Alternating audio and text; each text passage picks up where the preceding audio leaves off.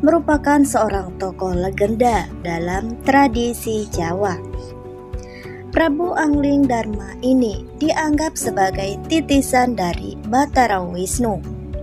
Dalam legenda, Prabu Angling Darma dilahirkan oleh Pramesti yang merupakan putri dari Prabu Jayabaya. Dan dikatakan pula Prabu Jayabaya merupakan putra dari Gandrayana, merupakan cucu dari Yudayana dan cicit dari Parikesit. Silsilahnya jika ditarik sampai ke tokoh Mahabharata, yakni Abhimanyu merupakan ayah dari Parikesit, dan selanjutnya adalah Arjuna merupakan kakek dari Parikesit.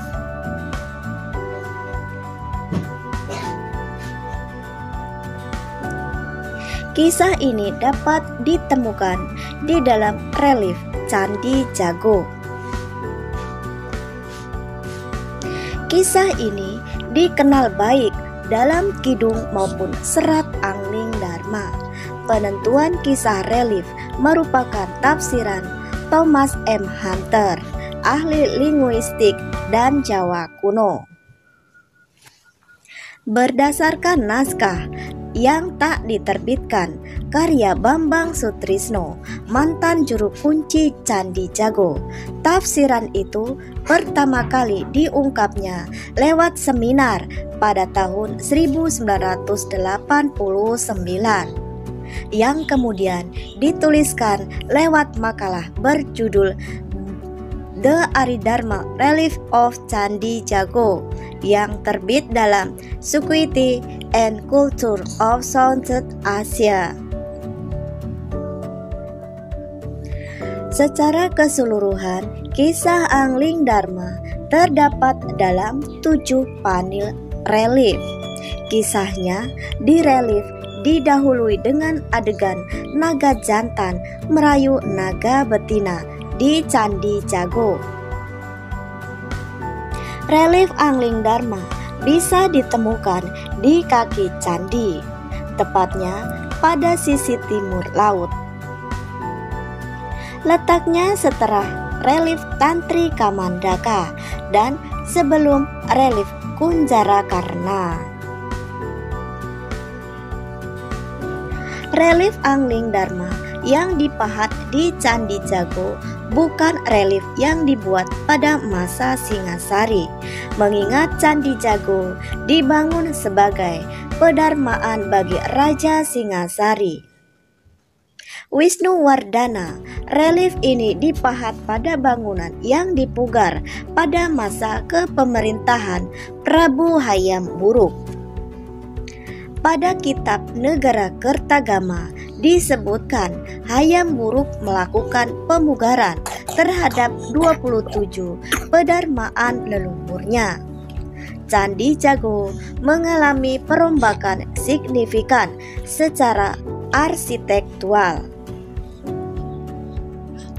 Selain di Candi Jago, masyarakat banyak yang mempercayai kisah-kisah dari Angling Darma. Dan kisah Angling Darma ini juga dapat terbaca di relief Candi Miri Gambar. Namun banyak ahli yang meragukannya, di antaranya arkeolog Belanda N.C. Krom dan Knebel. Bagi sebagian orang, legenda ini bukanlah cerita biasa. Beberapa daerah, khususnya Jawa Tengah dan Jawa Timur, percaya tokoh itu pernah hidup di masa lalu. Diduga makam dan peninggalan Prabu Angling Darma berada di desa Baleadi, Sukolilo, Kabupaten Pati, Jawa Tengah.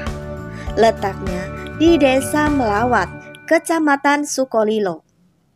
Nama Melawat mirip Malawapati, Kerajaan Angling Darma. 2 km dari sana, di desa Kedung Winong, Kecamatan Sukolilo, terdapat makam Patih Batik Madrim, tokoh dalam kisah Angling Dharma. Di daerah Bojonegoro juga terdapat situs melawatan di desa Wotangare. Kalatidu yang dipercaya sebagai petilasan Angling Dharma. Angling Dharma bahkan sempat diwacanakan menjadi ikon kota Bojonegoro. Sampai-sampai tulisan di gapura perbatasan berbunyi, "Selamat datang di bumi Angling Dharma." Tim kesebelasan kota itu, Persibo, juga punya julukan Laskar Angling Dharma. Salah satu keistimewaan tokoh ini adalah kemampuannya untuk mengetahui bahasa segala jenis binatang dan juga disebut sebagai keturunan Arjuna, seorang tokoh utama dalam kisah Mahabharata.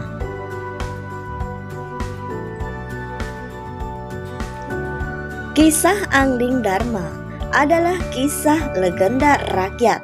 Menurut Dwi Cahyono, arkeolog Universitas Negeri Malang, kisah ini muncul terlebih dahulu dalam tradisi lisan sebelum masa Majapahit. Garis silsilah Angling Dharma diduga merupakan keturunan ketujuh dari Arjuna, seorang tokoh utama dalam kisah Mahabharata. Hal ini dapat dimaklumi karena menurut tradisi Jawa, kisah Mahabharata dianggap benar-benar terjadi di Pulau Jawa. Dikisahkan bahwa Arjuna berputra Abimanyu, Abimanyu berputra Parikesit, Parikesit berputra Yudayana, Yudayana berputra Gendrayana, Gendrayana berputra Jayabaya, Jayabaya memiliki putri bernama Pramesti, dan dari Pramesti inilah lahir seorang putra bernama Prabu Angling Dharma.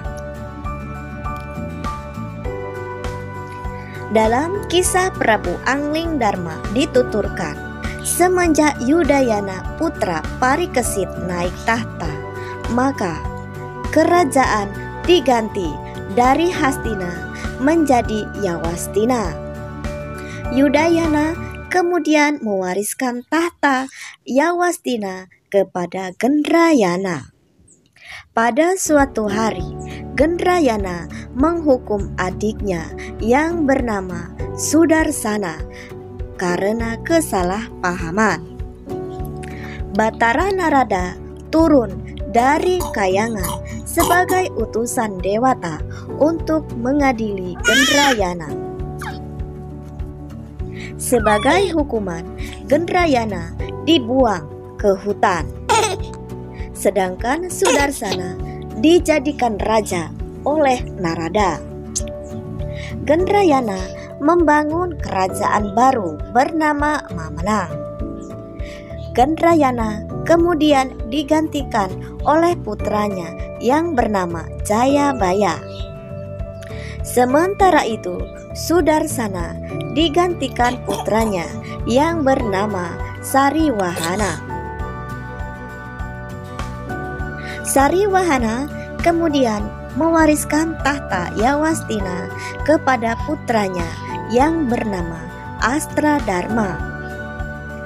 Antara Yawastina dan Mamenang terlibat perang saudara yang berlarut-larut. Atas usaha pertapa kera putih bernama Hanuman yang sudah berusia ratusan tahun, kedua negeri itu pun berdamai, yaitu melalui perkawinan Astradharma dengan Pramesti, putri Jayabaya. Pada suatu hari, Pramesti bermimpi bertemu Batara Wisnu, dan Batara Wisnu ini berkata akan lahir ke dunia melalui rahimnya. Ketika bangun, tiba-tiba perutnya telah mengandung. Astradharma sangat marah, menuduh Pramesti telah berselingkuh. Ia pun mengusir istrinya pulang ke Pulau Mamenang, maksudnya ke kerajaan Mamenang. Jayabaya sangat marah melihat keadaan Pramesti, putrinya yang terlunta-lunta. Maka ia pun mengutuk negeri Yawastina tenggelam oleh banjir lumpur. Kutukan tersebut menjadi kenyataan. Astradharma pun tewas bersama lenyapnya istana Yawastina. Setelah kematian suaminya, Pramesti melahirkan seorang putra yang diberi nama Anglingdarma.